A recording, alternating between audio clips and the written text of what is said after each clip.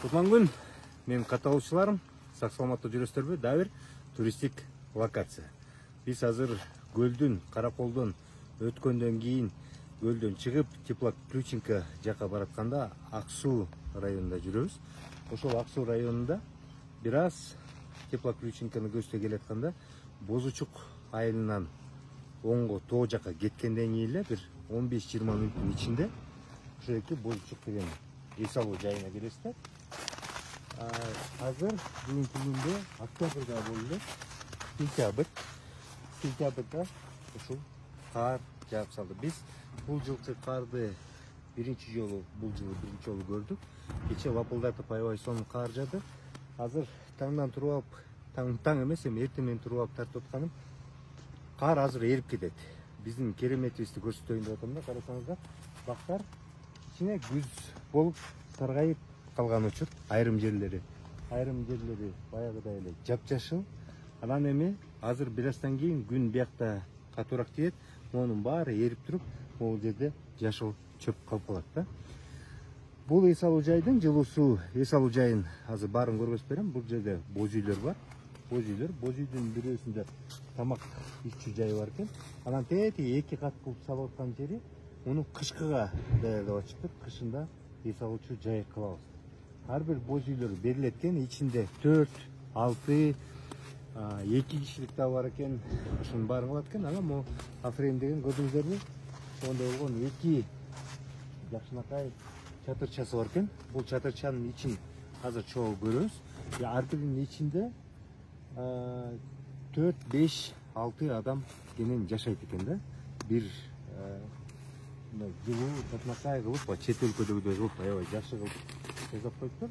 Мен муну көрсөтүп аткан себебим, буга деле жөн эле, мисалы 5-күнү түштөн кийин чыгып жумуштан, келип ушул тоого келип, жакшы эс алып, жакшы дем алып кетсеңиздер болот. Бул жерде лыжа же башка нерсе жок, бирок ат менен тепсеңиздер болот. Эгерде бул жерге 2-3 күнгө келсеңиздер, ушунун үстүндө 4 саат ары басканда 2 көл бар экен. 2 көлгө чыгып барып эс алып келсеңиздер болот да. Абдан жакшы жер, жүрүңүздөр, анда боз үйлөрүн, Афреймдин ишин көрөлүк.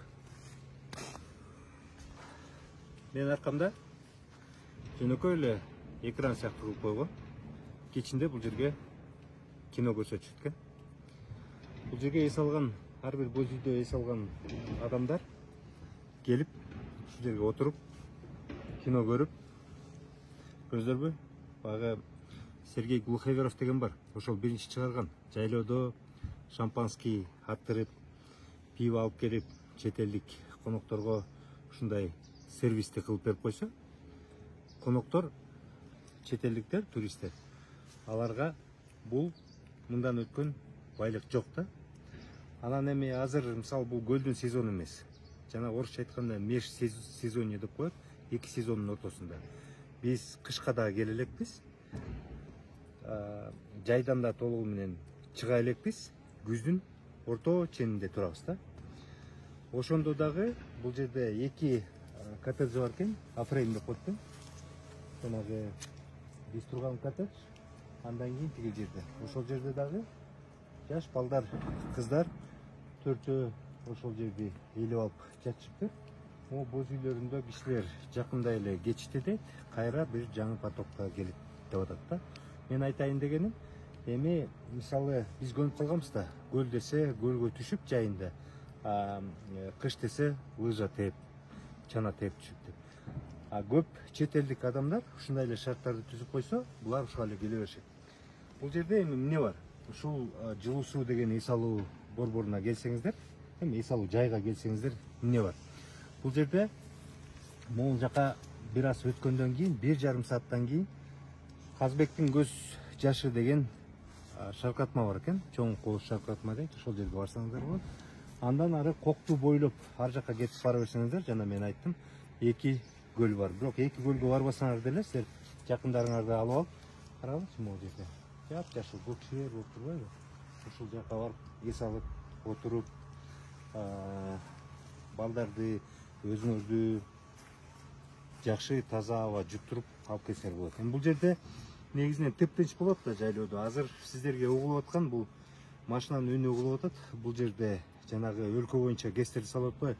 Гэс салып атышыптыр, ошондон бул жерде машина иштеп атат дейт.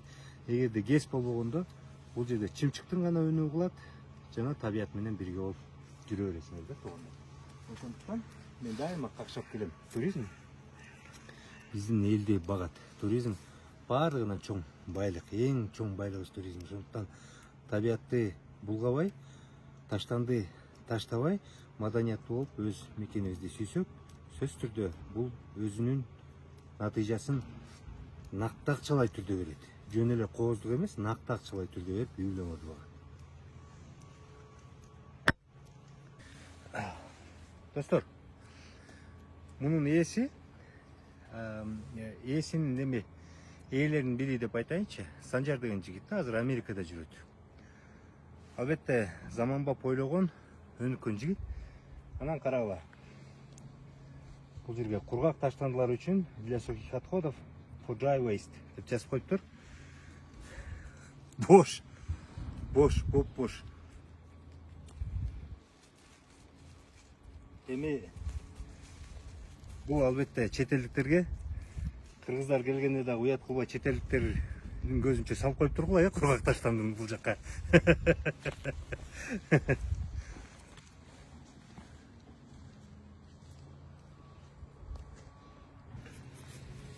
Бул боз үйлөр деги эле жылуу суу эс алуу жайы түзүлгөнүнө 1 жыл болду. Ошондуктан булар болсо азыр аракет кылып, кышкыга дагы кылып даярдык көрүп жатышат.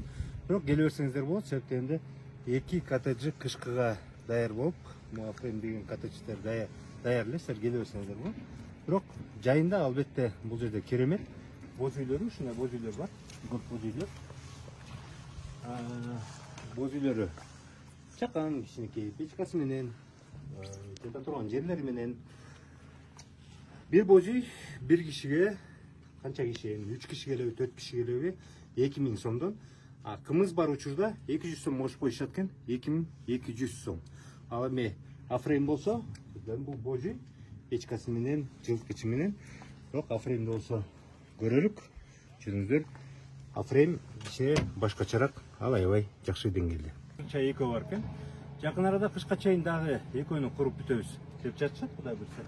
Анан абдан жакшы заманбап ыңгайлуу кылып салыштыр. Булар тираштан темир менен основасы негизинен темир менен кылып, эс алып отурганга мындай жай кылып, кечинде булар büyük абдан жакшы аура кылат экен. Жанагы чет элдиктерде жүргөндөй. Жүрүңүздөр ичине киребиз, достор. İçini kararında. İçi ушундай чакан телевизору бар, спутниковый антеннасы менен. Бул спальнясы 2-ге бөлүнүп экен, же жалпыдагы коюп экен. Тепкичи менен чыгып барып, ал жерге 2 же 3 киши, 3 кишини билбейм, 2 киши даана кенен батат. Жылыткычы биз жаттык, кече кыш сыяктуу болуп кар жаады. Жылыткычы абдан жылуу. Келиңиздер. Бул болсо душ, туалети баары жаштыкка, ысык суусу бар, жылуу суусу бар. Ушундай туугандар. Абдан жакшы шарттарды болуп коюптур. Эми бул шарттарга мисалы чет элдиктер дагы, сиздер дагы кенен эс алып келе берсеңиздер болот. Мени кубандырганы, мен кечеттен бери көрүп атам, эми бул жайлоодо жаан, анан баарын эске алганы каралат эти кичинекей чатырча бар. Зонтиктери биз көмүп калганбыз да. Зонтиктерин да илип коюптур. Эгерде жаан, жамгыр болсо, жака чыгып ошол чатырды жайып алып чыкканга.